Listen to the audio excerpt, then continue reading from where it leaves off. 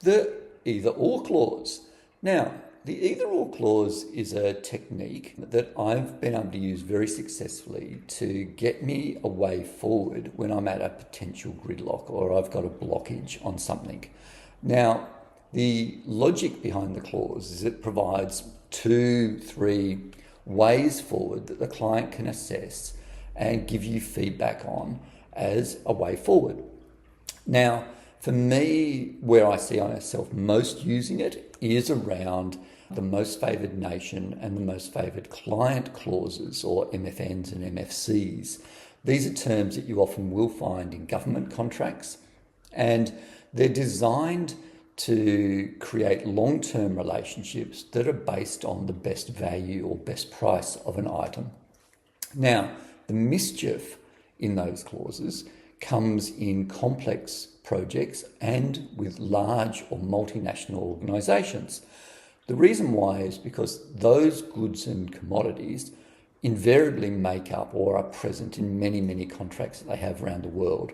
And the clause actually requires you to investigate and decompose every contract and identify each of those elements that are present in this deal against every other deal that's happened and is likely to happen, with a view that if at any time there is a better value, you need to pass that on to the client. So they're very, very onerous.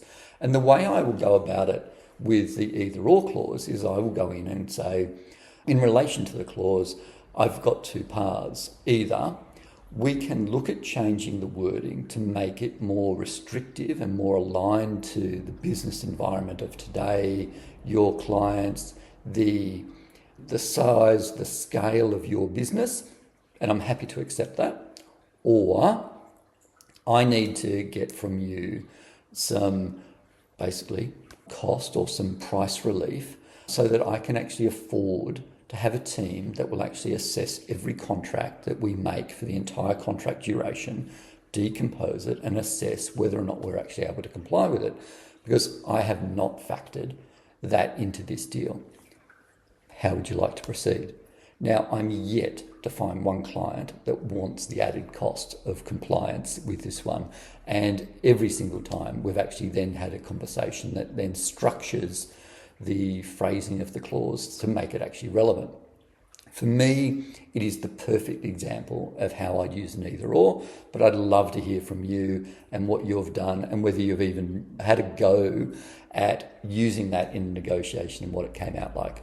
Love to hear from you.